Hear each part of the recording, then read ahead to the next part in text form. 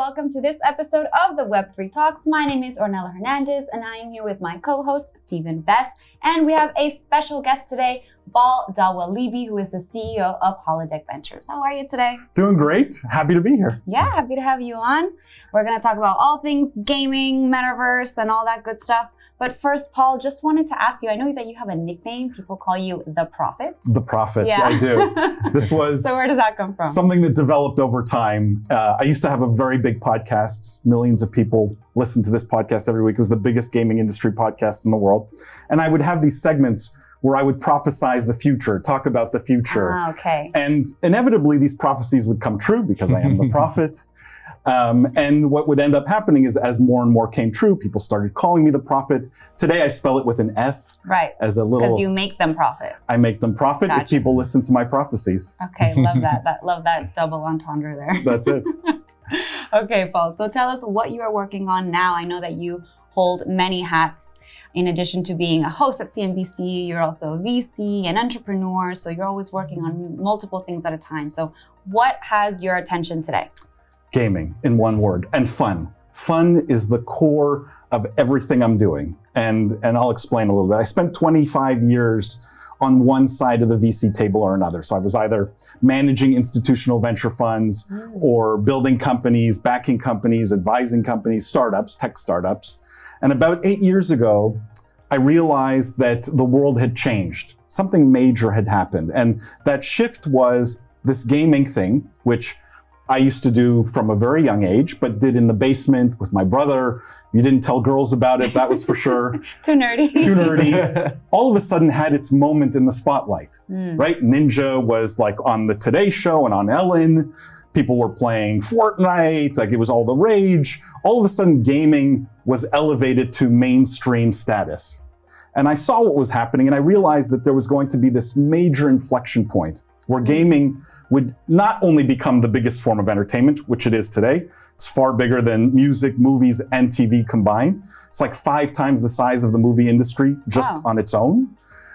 So it's already the biggest form of entertainment, but where I believe, and I've built this thesis around fun, gaming becomes the biggest industry on the planet, by far. And we're not talking about trillions, we're talking tens of trillions. Gaming and gamification seep into everything. That's what I'm excited about. And that's what I spend a lot of time investing in, building, evangelizing, consulting with governments, you name it. It's all about building gaming ecosystems. Great. And you mentioned that it all starts with fun. Fun is the most important thing, but you know, games have been fun for a very long time, but in the last 8 years, it blew up. What happened? Did it just become more fun? Is it better games? Why is it different types of games? Look, fun, I believe, is actually the killer app. You know, people love to talk about killer apps. Fun is the killer app. And I, in fact, trademarked the phrase, the future is fun. Because I believe... I hope so. And it's interesting because I'm sure you've had people on this chair talking about AI, right? AI now is all the rage. That's the trend. But if you believe the AI people, what are they saying? That AI is going to take our jobs, AI is going to replace us, it's going to do all the work for us, right? And so in my mind, as an investor, as a futurist, I'm thinking, okay, the machines have continued to do more work for us over the last 2,000 years of civilization, right? AI is now going to do an increasing amount of work for us. So what happens? Work is shrinking.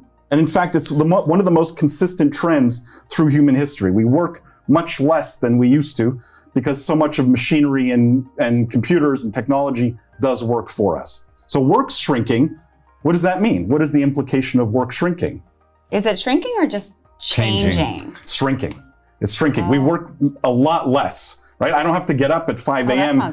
to till a field where I might have had to before, or get up at 6 to fish, to feed, you know, less manual labor, I guess. It's also time and less manual, but that means what happens is we have much more time for recreation. Right. And as we move into this future where AI will think for us, AI will do work for us, right? The pace at which technological innovation's advancing, there's a future where maybe 80-90% of all our time will be recreation time, will be fun. Do we want that though? Is that the future that we're striving towards? look, you can get into the ethical and moral argument of it, which is an interesting discussion.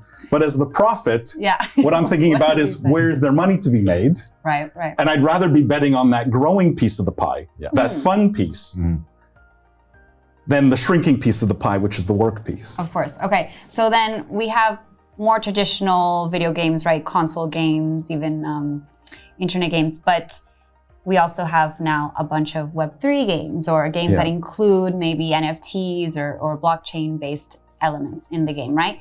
And then we also have the idea of gamifying everyday experiences. So I think that the definition of gaming has really broadened. And like you said, there was an inflection point in the last decade or so. And I think everyone's trying to gamify everything from everyday experiences to the regular casual games that we play. So my question is how do you rate this evolution? Yeah. And what is it that we're actually like trying to build here if everything's supposed to be gamified? So I'm a purist, okay? And what I mean by that is, to me, gaming is this term, and I elevate it to the highest level, and it encompasses everything. I define gaming as the creation of virtual worlds. Okay? So that encompasses, if you define it that way, it can encompass a lot of things, including metaverse, right? So metaverse is maybe a more recent term that people have got quite hyped about. Yeah. I think metaverse was always just a fancy word for gaming. It was a word that people came up with so that investors who maybe said, gaming's for kids, I don't want to invest in things for kids, now could invest in something very serious. Okay, the adult version? The adult version, right? So just a marketing spin, right? Okay. So I think metaverse, for the most part, was a marketing term. Where I took issue was when crypto and Web3 sort of latched onto gaming. Right. Because then the term, I think, has become confused and bastardized a little bit. And what I mean by this is the following. I think what happened was people lost track of what is at the core of gaming and gamification. And that's a great question, by the way, around gamification of everything. But they latched onto gaming because gaming was hot, metaverse was hot, and they tried to apply crypto and Web3 principles to it, which is all about ownership. It's all about being able to sell and earn, and right? It's all about the token and the value of the token. When in reality, the core of gaming has always been fun. I'm going to come back to this word a lot. And the transaction with gaming is very simple. I play a game, I give them my money to play the game, and in return I get fun. Right? When you go to a Taylor Swift concert, I'm not a fan. Actually. Sorry. Oh, fan of who? Dua Lipa. Dua Lipa. You go to a Dua Lipa concert, even better. Right? When you leave, if Dua Lipa doesn't cut you a check, do you leave upset? No. You got your value. No. I wanted to see her sing. Yeah. That's the trade. Yeah. Right. She entertains me and I pay her. Right. And with gaming, that's always been the trade. I pay, I get fun in return.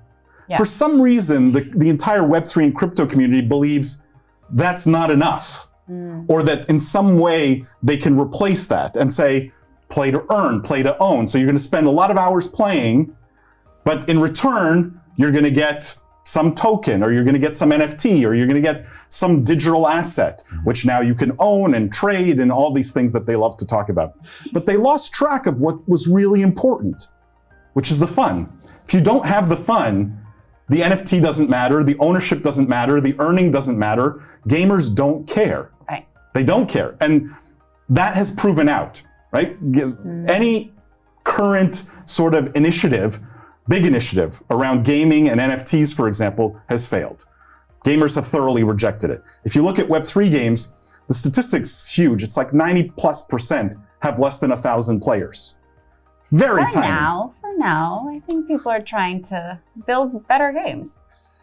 That's in some ways a good argument, but it's also, I think, the weakest argument. It's, we're too early, wait and see, right? Those things are coming. Yeah, maybe the future will change things, but from what I see, and if you go into these Web3 game communities or crypto game communities, on Discord, for example, if you go into those chat rooms, they're not talking about, is this sword better than that sword to kill this boss? They're not talking about, how do you complete this quest? It's all to the moon, and what's the token price doing, and diamond hands and paper hands, and right? It's about the token, not about the game. Okay, that makes sense. If I could, another perspective is, what about like Pokemon, for example? You do collect very rare, and you own that. Yep. And you could sell that for a lot more than what you bought it for. Yep. Is that not just a similar way of saying, okay, well, you can also tokenize components within a game and say, it is about the ownership. You can get a certain exclusive, rare operator skin and then sell it because you own it. Yep. You know, is that not a use case that actually makes sense based on a real case scenario? Great question, a great point. The problem is all new features, all new benefits always come with some amount of friction. In other words, if you want to change the way someone's doing something, the benefit has to outweigh the cost of making that change, right? So today, I can play Counter-Strike, which I do, and I have a huge collection of Counter-Strike skins. Very valuable. It's my retirement plan, in fact. Okay? I was mining Bitcoin when Bitcoin was at like $50. Yeah. And I thought I was a genius because I was buying Counter-Strike skins with my Bitcoin.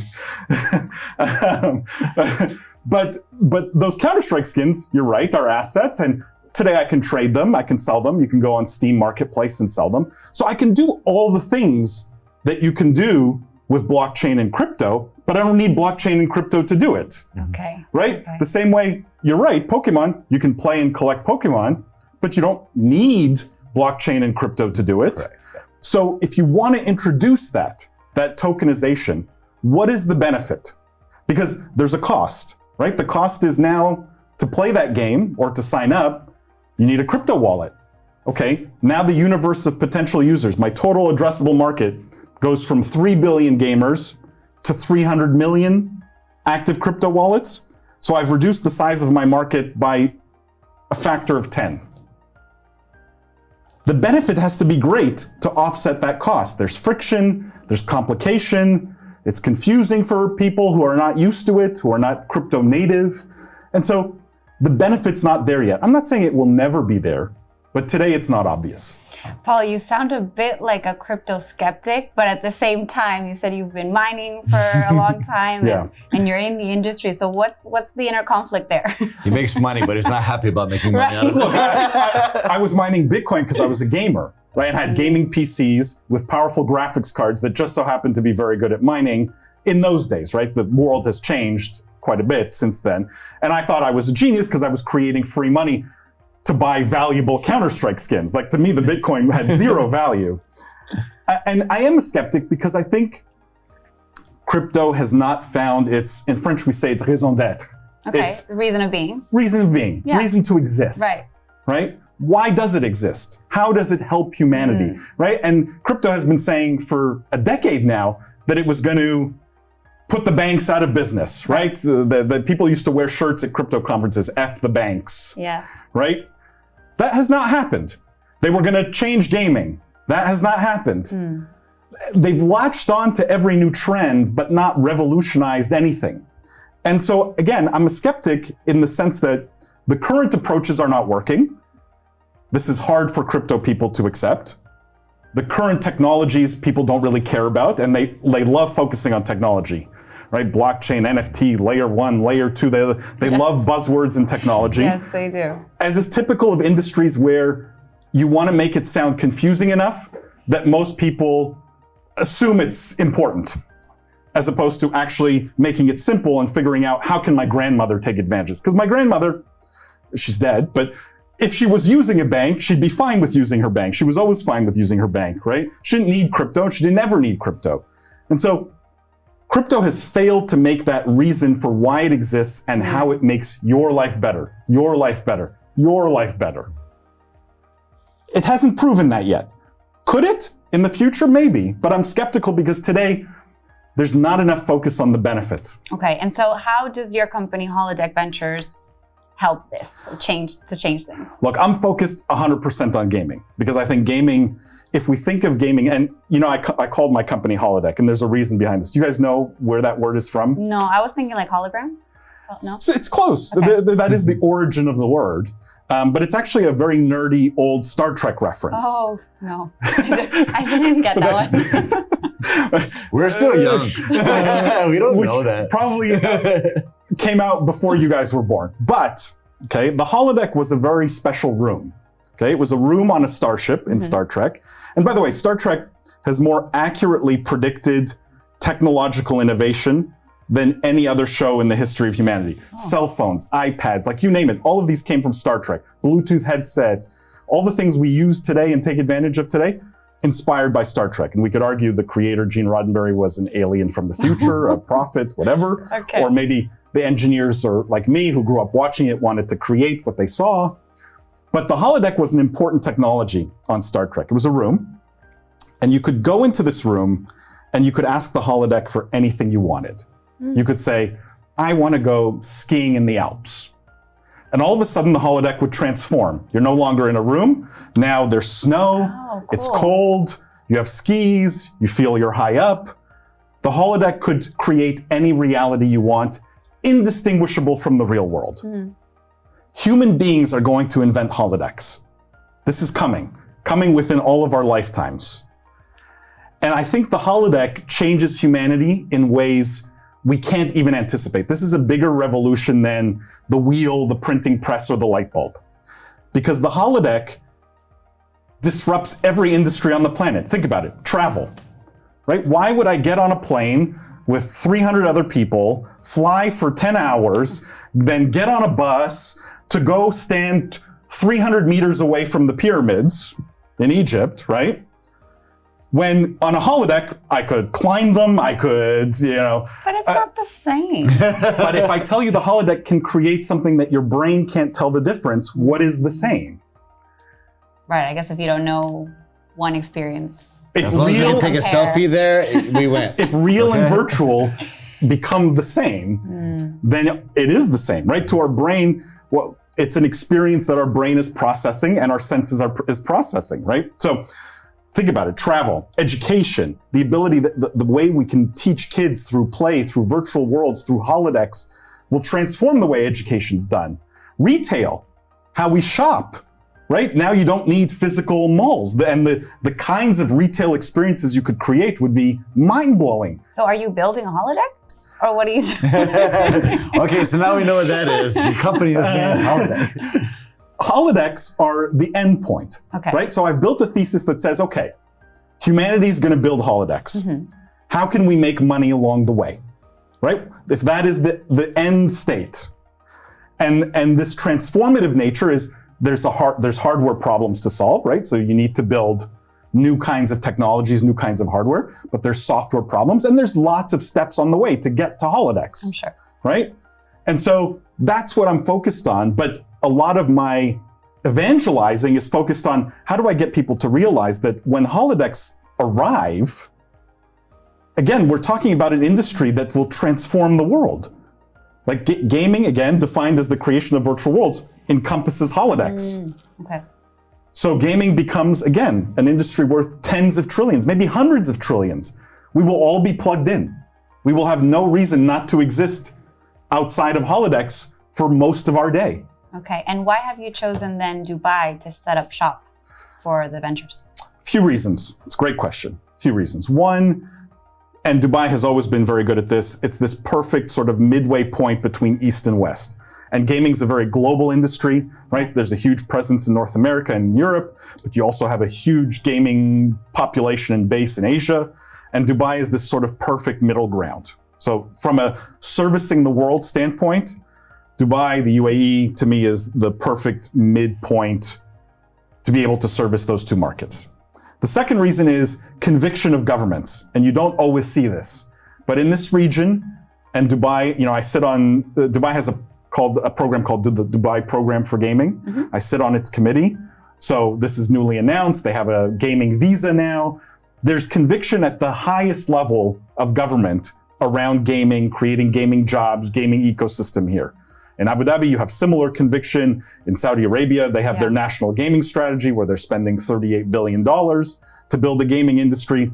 So there's high-level government conviction with lots of dollars being put towards it. To me, that's a place you want to be, right? If you're going to build an ecosystem, you want to build it in a place where the leaders believe in it. Yeah, they're supportive of you. Yeah, definitely. So then, what would you like the future of gaming to look like in Dubai and the UAE? in comparison maybe to other countries in the GCC region? Yeah, I think each Dubai and UAE have specific strengths. And, they maybe will spend less money than Saudi Arabia, for example, but Saudi Arabia's approach today is very esports focused. Okay. Right? Because their focus is tourism. Right. Driving tourism to Saudi Arabia, changing the perception globally of Saudi Arabia. So they're spending money on a lot of esports. So tournaments? Tournaments. Okay. They have the Esports World Cup this year with a $60 million prize pool, which is insanity. You gonna go? I'm gonna go, probably. I've been the last 2 years. They just renamed it. It used to be called Gamers 8. Oh, okay. So it has new branding now. But definitely they're trying to drive tourism through esports, through competitive gaming. I think in the short term, that's very powerful. Gets a lot of headlines. Long term, I don't think it's as sustainable. Dubai, on the other hand, already has a lot of tourism, right? And so where I'd love to see Dubai focus is gaming events, gaming conferences, right? Bringing people together, which Dubai does well. People pass through here anyways. Yeah, well, there's the Games Expo, which I attended this year and last year. Make sure to check out the full recaps if you haven't already, by the way.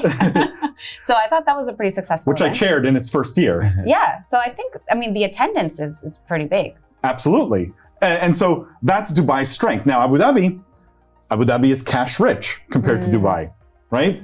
And so their approach, in my mind, should be more focused on how do we spend to invest in game developers to come to Abu Dhabi, for example, right? More investment driven, more putting money to work in the market to get people to come build games in Abu Dhabi. Right. Because I think that's maybe the most lucrative end of the industry are the people building the games, not just the people playing the games. So each has strengths. And I think if each region, each emirate, each country plays to those strengths, there's enough to go around for everybody. Okay. Steven, do you have any more questions? Yeah, I mean, you definitely mentioned the importance of events. You mentioned, Saudi having these big esports tournaments, and Dubai also, we obviously have seen our massive events here. Yeah. One of which is the Future Blockchain Summit, which I know that you were hosted an entire day of gaming panels. Which was a lot of fun. At Future Blockchain Summit. And you're coming back again this year, correct? Yeah. So tell us a little bit about what we can expect from you at Future Blockchain Summit this year. In the planning stages still. I will say, though, this year there's going to be just one stage at Future Blockchain Summit, so that it won't be split between multiple stages. All the gaming stuff will be on the Sunday. So it'll be the kickoff day, try and create a lot of hype, get some very big speakers to come from the gaming world. I think we're going to tackle some big gaming questions in the content. But, and I can tease this, there's going to be some, call it gaming entertainment, that will be part of that day that I think will be a lot of fun that people will absolutely not want to miss. More interactive. The holodeck will be unveiled. That's it. Okay, looking forward to that. So then, Paul, I'm curious. So what are your favorite games then? What do you like to play for fun? The greatest game of all time is still World of Warcraft. Okay. It's also the original Metaverse. Isn't every video game kind of its own little metaverse? Great. That's a great insight. You're absolutely right. Because they're all virtual worlds in their own right. So they might be limited metaverses, right? But they're still virtual worlds that you can occupy and plug into. World of Warcraft, I think, is maybe the greatest game ever made, still to this day. And it's an old game now. It's over 15 years old. So I still play some of that. But I'm a first-person shooter guy. So I play a lot of Apex Legends and Valorant and Counter-Strike and Call of Duty. I like that competitive shoot 'em up. I'm not good at those. Maybe you can help me. I'm not good at shooting games. I like more like strategy, like quests, or like try to save the princess or whatever, like stuff like Mario games. Well, not too late to get into World of Warcraft. Okay. You could still put 10,000 hours there.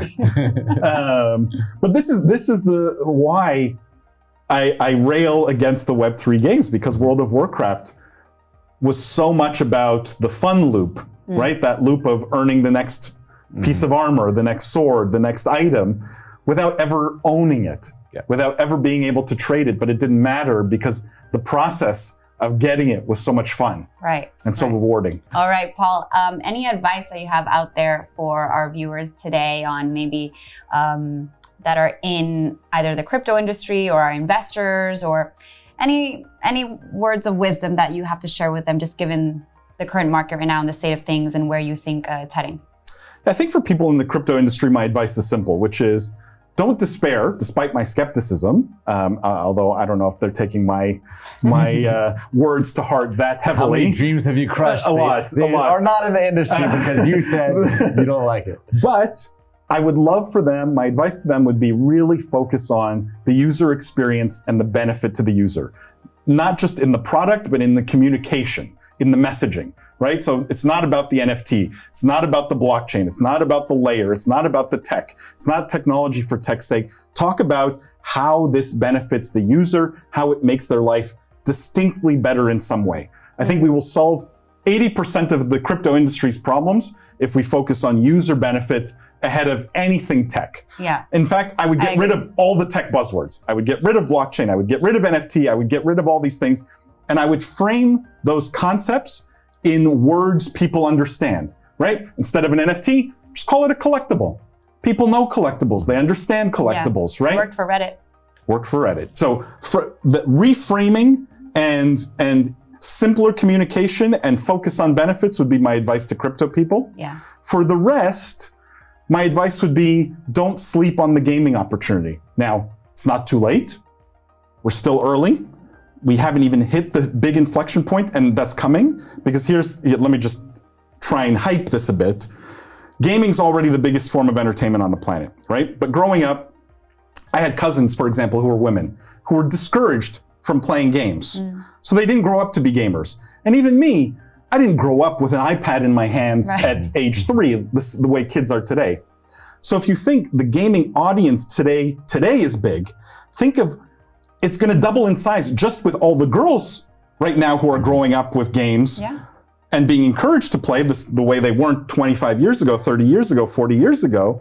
So automatically now the market doubles in size just on the back of that. Plus you have so many kids now who grow up with screens. The demographics are working in gaming's favor. So there's that. We haven't even hit the big inflection point. So you're still early.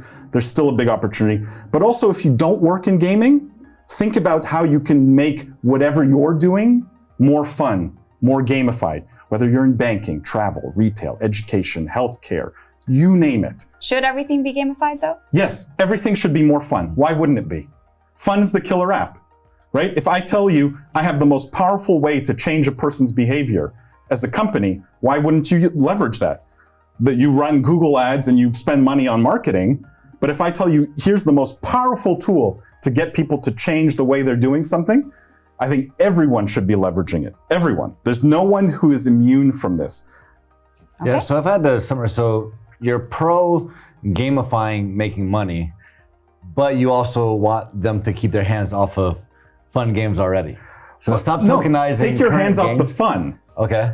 Even if you gamify banking, right, for example, you still need to make that gamification loop, that gaming loop, fun in some way. Yeah.